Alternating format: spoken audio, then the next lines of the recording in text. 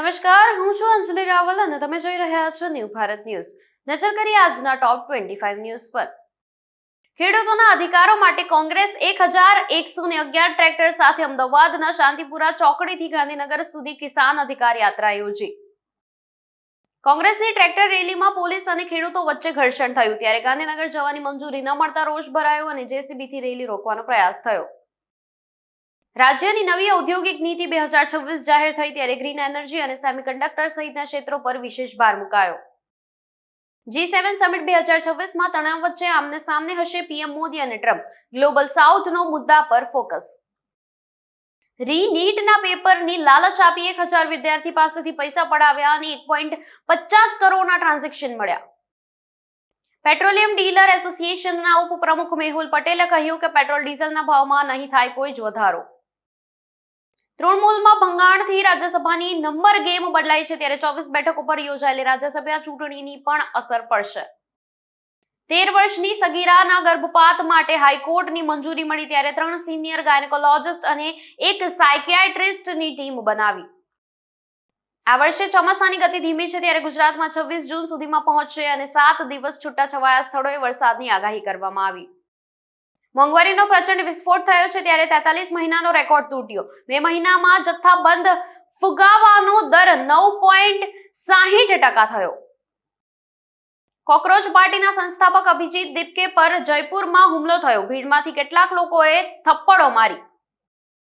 ખેડૂતોના આંદોલન વચ્ચે ડીવાયસીએમ હર્ષ સંઘવીએ કહ્યું કે મુખ્યમંત્રી દરેક લોકો માટે ઉદાર મનથી વિચારે છે. જૈન મંદિર વિવાદ સામે આવ્યો છે, ત્યારે સંત સમાજની વિશાળ રેલી થઈ અને 35,000 સહીઓ સાથે કલેક્ટરને અપાયું આવેદનપત્ર. એક્ટ્રેસ સંચિતા ઉગલેએ કરી આત્મહત્યા, ત્યારે તેમના અવસાનથી ઇન્ડસ્ટ્રીમાં શોકની લહેર ફેલાઈ. 107 દિવસ પછી અમેરિકા અને ઈરાન વચ્ચે એક કરાર થયો, જેમાં કરાર પર હસ્તાક્ષર થવાથી અમેરિકાને ગલ્ફ ક્ષેત્રમાં સંઘર્ષમાંથી દૂર કરાશે. વડનગરના અતિ પ્રાચીન હાટકેશ્વર મંદિરના ટ્રસ્ટીઓને બરખાસ્ત કરી ચેરિટી કમિશનરે વહીવટદારની નિમણૂક કરતા વડનગરમાં ખળભળાટ મચી. અમદાવાદમાં ભગવાન જગન્નાથની રથયાત્રા પૂર્વે એએમસી દ્વારા રૂટ પર સર્વે કરી 523 ભયજનક મકાનોને નોટિસ અપાઈ. યુએસ ઈરાન શાંતિ કરારના સમાચારથી વૈશ્વિક બજારોમાં આશાવાદ ફેલાયો છે, ત્યારે નિફ્ટીમાં ઉછાળો આવ્યો અને એશિયન શેર બજારોમાં મજબૂત ખરીદી જોવા મળી.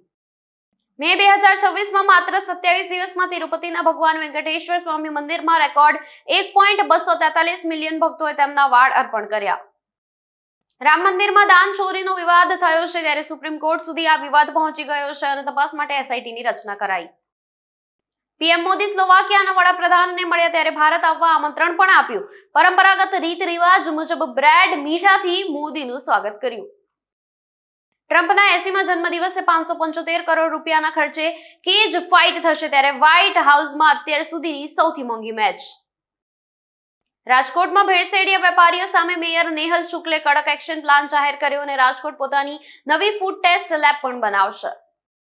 2027ની યુપી ચૂંટણી પહેલા એઆઈએમઆઈએમના વડા ઓવૈસીએ ઇન્ડિયા ગઠબંધનમાં જોડાવવાની ઓફર આપી અને આ અંગે જોડાણમાં મતભેદો ઉભા થયા. સ્ટેનફોર્ડમાં સુંદર પિચાઈનો ભારે વિરોધ થયો, ત્યારે વિદ્યાર્થીઓએ કર્યો વોકઆઉટ અને મજાક પણ ઉડાવી. ટોપ 25 ન્યૂઝમાં હાલ માટે બસ આટલું જ. વધુ સમાચાર જોવા માટે જોડાયેલા રહો ન્યૂ ભારત ન્યૂઝ સાથે. નમસ્કાર.